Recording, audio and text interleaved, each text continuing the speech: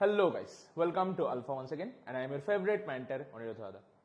तो welcome you back to another new episode of Alpha. तो जैसा कि सबको पता है class 10 CBSE, class 10 ICSE and class 10 state board, सारे बोर्ड का रिजल्ट ऑलरेडी आ चुके हैं और बहुत सारे बच्चों ने बहुत ही अच्छा रिजल्ट किया है, शानदार रिजल्ट किया है। अल्फा से हाईएस्ट परसेंटेज जो आया है सीबीएसई क्लास 10 पे वो है 99.6%। और बहुत सारे ऐसे बच्चे हैं जिन लोगों का 98 प्लस परसेंटेज आए हैं, 97 प्लस परसेंटेज आए हैं, 95 प्लस परसेंटेज। तो बहुत सारे बच्चे हैं, मैं अभी नाम बोलने जाऊंगा तो पूरे 10-15 मिनट इधर चला जाएगा।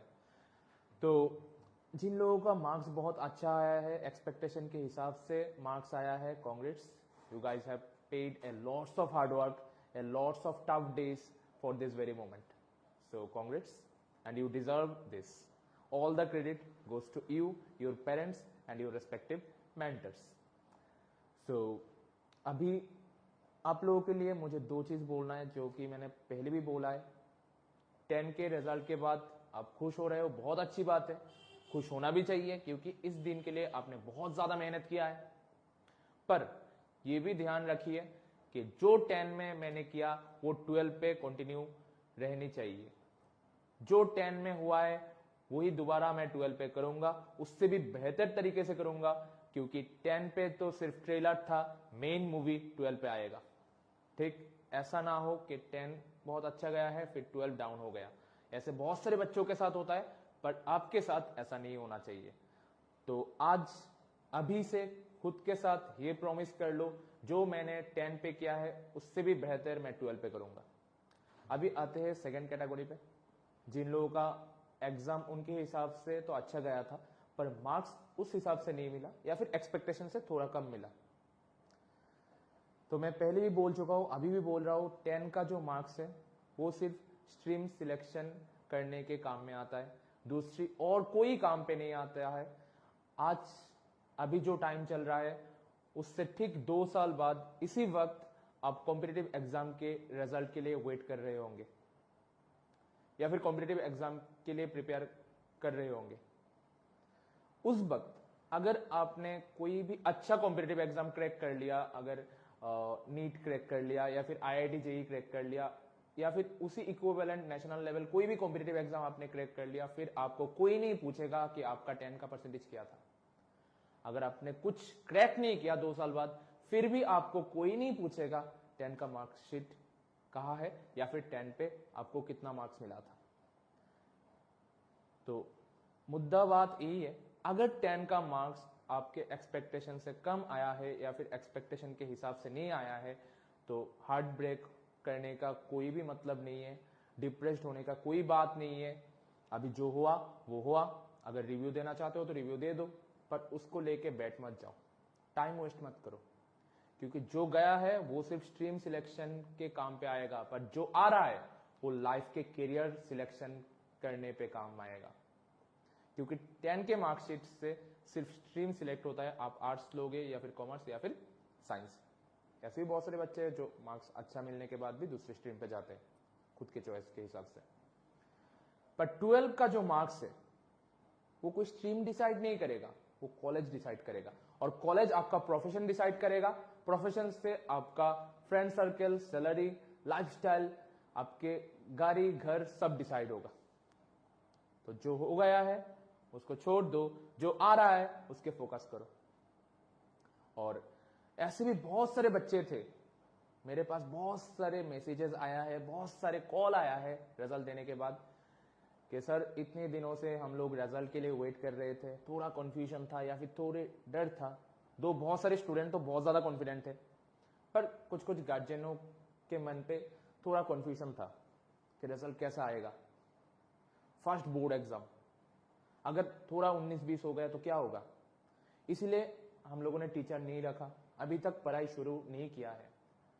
अभी तो रिजल्ट आ गया, रिजल्ट तो अच्छा हुआ है या फिर एक्सपेक्टेशन से थोड़ा कम भी बहुत लोगों का आया है, पर जो भी है रिजल्ट ठीक ठाक हुआ है। अभी हम लोग साइंस लेंगे, पर बहुत सारे लोगों ने तो अप्रैल से, मार्च से, मिड मार्च से या फिर 1 अप्रैल से पढ़ाई शुरू कर दिया है। बहुत सारे टीचरों के घर में, बहुत सारे सेंटरों पे सिलेबस बहुत आगे निकल चुका है। अभी अगर मैं बैच पे ज्वाइन करूंगा तो मुझे तो समझ नहीं आएगा, तो अभी मुझे क्या करना है? अभी तो मैं साइंस लेना चाहता हूं, बट अगर अप्रैल से जो बैच रन कर रहा है या फिर मार्च मिड से जो बैच रन कर रहा है उस पे अगर मैं ज्वाइन करता हूं तो ये तो गारंटेड बात है कि मुझे बहुत सारे कॉन्सेप्ट नहीं समझ आएगा, क्योंकि मार्च से जो बैच हो रहा है, अप्रैल से जो बैच हो रहा है उस पर बहुत सारी चीज ऑलरेडी कवर हो चुका है और उस टॉपिक के बेसिक तुमने नहीं पढ़ा है, तो अभी उसका एप्लीकेशन जब आएगा तो मैं जाहिर सी बात है वो समझ नहीं आएगा। इसका सॉल्यूशन लेके मैं इस वीडियो पे तुम लोगों को एक सरप्राइज देने वाला हूं। जिन लोगों ने अभी तक पढ़ाई शुरू नहीं किया है या फिर मार्च मिड से या फिर अप्रैल फर्स्ट से कोई और इंस्टीट्यूट पे कोई और टीचर के पास पढ़ रहा है पर उसको केमिस्ट्री समझ नहीं आ रहा है, केमिस्ट्री फील नहीं कर पा रहे, टीचर के साथ कनेक्ट नहीं कर पा रहा है, वो सारी चीज का सॉल्यूशन अल्फा ले आ रहा है जून फर्स्ट वीक से। क्या कर रहे हैं हम लोग क्लास 11 मतलब जो लोग नीट 2027 या फिर IIT JEE 2027 के लिए प्रिपेयर कर रहे होंगे उनके लिए ला रहे हैं एक न्यू बैच जो हम लोग शुरू से शुरू करेंगे। मतलब मार्च मिड पे जब बैच 1 स्टार्ट हुआ था या फिर अप्रैल फर्स्ट वीक से जब बैच 2 बैच 3 स्टार्ट हुआ था, तब डे 1 पे जैसे हम लोगों ने स्टार्ट किए थे उसी तरीके से इसी बैच को जून फर्स्ट वीक से स्टार्ट करने वाले हैं। तो assuring you 100% selection in IIT JEE and neat and 90% marks in board, ये तो हमेशा हर बैच पे एश्योरेंस होते हैं। अब डे 1 से लास्ट दिन तक कंटिन्यू करो क्लास, ठीक ठाक नोट बनाओ, घर में जाके जैसे मैं बोल रहा हूं वैसे पढ़ाई करो। अगर ये नहीं होता तो मुझे आके बोलना कि दादा आपने बोला था ये हो जाएगा, क्यों नहीं हुआ, मैं अगले दिन अल्फा बंद कर दूंगा। ठीक, तो देखते हैं शेड्यूल क्या होगा। बैच करना स्टार्ट हो रहा है जून फर्स्ट वीक से। टाइम रहेगा Tuesday 8 PM, Thursday 8 PM, Saturday 8 PM, मतलब तीनों दिन रात 8 बजे से। इसको छोड़ के बहुत सारे डाउट क्लियरिंग क्लास हो गए। हर दिन 2 स्लॉट रहेंगे, मतलब लेट्स से सुबह 11 से 1 बजे, दोपहर 3 से 5 बजे, ऐसा 2 डाउट क्लियरिंग स्लॉट रहेगा जिसपे तुम आके अपना डाउट, डीबीपी का सॉल्यूशन, बुक्स पे अगर कोई कुछ प्रॉब्लम हो रहा है, कुछ क्वेश्चन पे तुम अटक गए हो या फिर घर में पढ़ते वक्त तुमने कुछ भी चीजों पे कोई भी प्रॉब्लम फेस किया है तो तुम डाउट क्लियरिंग सेशन पे आके वो सारा कुछ क्लियर कर सकते हो। रेगुलर क्लास 3 दिन होगा, क्वेश्चन प्रैक्टिस सेशन 1 दिन होगा। वो सारे स्टूडेंट के साथ हम लोग बैठ के डिस्कस करके डेट डिसाइड करेंगे कि क्वेश्चन प्रैक्टिस सेशन का टाइम कब देने से मैक्सिमम स्टूडेंट कर पाएगा। ठीक, तो इसीलिए क्वेश्चन प्रैक्टिस सेशन का जो टाइम है वो अभी तक नहीं दिया गया है, पर वो भी दे देंगे। पर रेगुलर सेशन का जो 3 डेट है वो ऑलरेडी आप लोग देख रहे हो, और क्वेश्चन प्रैक्टिस सेशन क्लास शुरू होने के बाद हम लोग डिसाइड कर लेंगे डेट क्या होगा। ठीक है, ओके। तो स्टार्ट हो रहा है जून फर्स्ट वीक से, और आप लोग ऑफिस पे आके रजिस्ट्रेशन फॉर्म फिलअप करके एनरोलमेंट कर सकते हो, या फिर व्हाट्सएप पे या फिर कॉल पे आप लोग खुद का रजिस्ट्रेशन करा सकते हो बैच के लिए। ठीक है, जब आप लोग एडमिशन कराओगे या फिर एनरोलमेंट करोगे तब जिन लोगों का टारगेट जेई है इन लोगों को जेई मॉड्यूल दिया जाएगा, ऐसे 10 बुक दिया जाएगा।